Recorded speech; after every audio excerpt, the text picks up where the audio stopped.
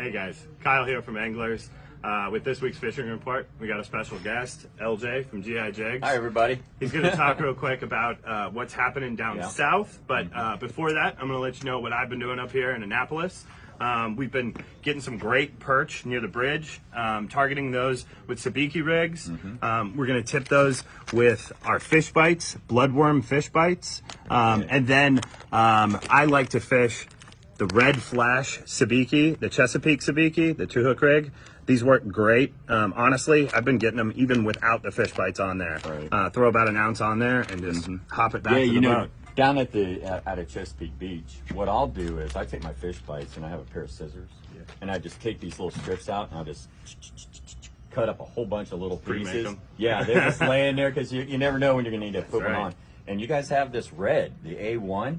That's the best color out of Chesapeake Beach. Yeah, absolutely. I mean, so that's what I'm doing out of the beach. Is pretty much the same thing that you're doing, somewhere between 3 and 11 feet of water. Depends on the tide. If the tide's really low, we've had some low tides last week. Those fish were all out.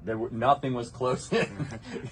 We've been seeing the same thing up here too. That's what's been going on? Yeah, absolutely. Oh, that's cool. Right on. Absolutely. As it heats up, they've been moving up shallow. So in the morning, we've been finding them out, 12, 15 feet. And in the afternoon, finding them up 6, 7 feet, closer to the pilings, really just stacked up, along with the spot. And actually, we've also been seeing Croaker have finally moved in, guys.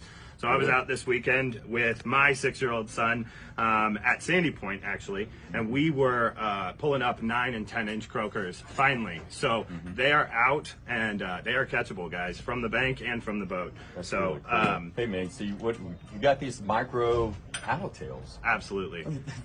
They can't even weigh an eighth of an ounce. I mean, what, a 16th or something? We got a 16th and 1/32, and they are just perch candy, guys.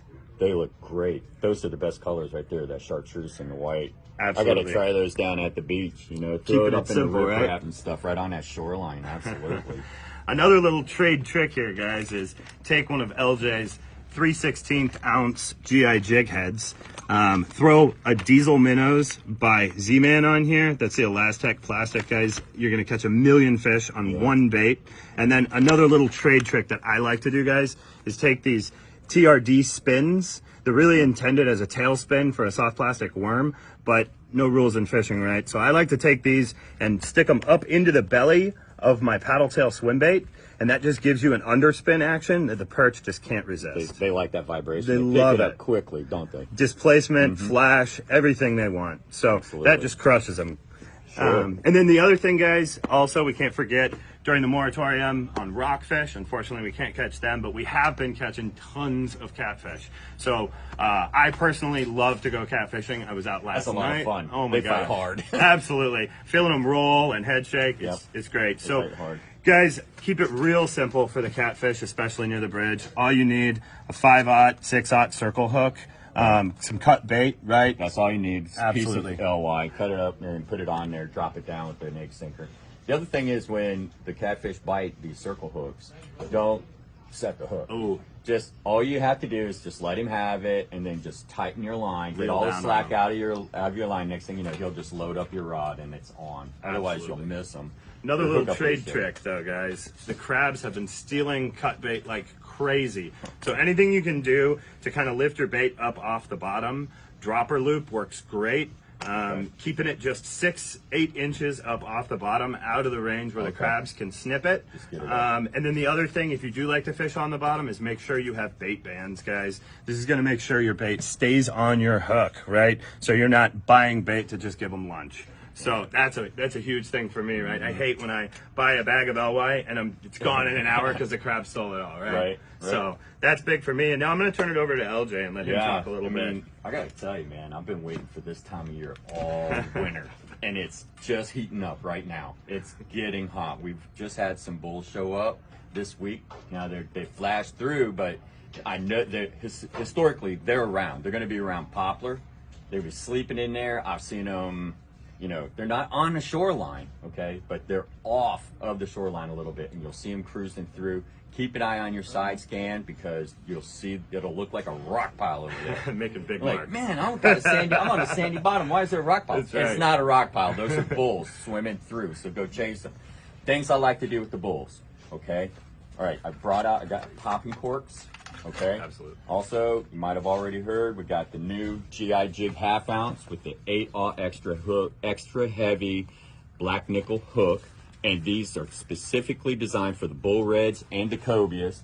And I wanted this half ounce for these popping corks. That thick gauge hook.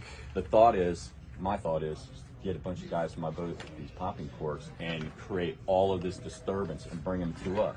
And then just keep moving from bait pile to bait pile to bait pile. Absolutely. And keep casting.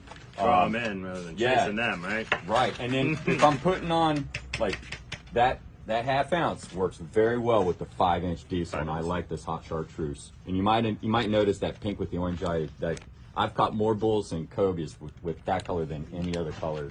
Maybe because I like it. Okay, but confidence, right? Yep. It looks great though. This bull and cobia bites, it's heating up now. And then take your 1.5 ounces if you see one on your side scan, I'll have a combination like this with some pink. I love this coral. If I want to downsize, I'll grab the 7-inch instead of the 8-inch. And it's a little bit smaller profile. I'm trying to imitate those bluefish. Absolutely. Seriously, like get that like. And they're moving in now. They're in now. Absolutely. We're not seeing anything big, but the bluefish are here. They're here. Guess what follows the bluefish? That's right. Bull reds, They guys. love munching them things. These striper snipers. Here's one of my favorite colors too that anglers has. It's the hot pink.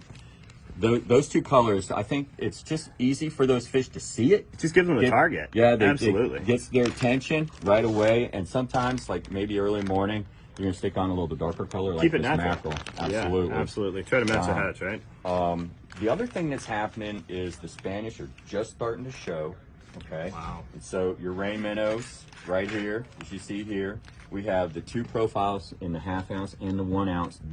These two are my favorite colors because they tend to catch the keeper rockfish, but the smaller ones leave them alone. It's kind of weird. I mean, let's see what happens this year, but that's my experience last year. The small, well, that's what you want, right?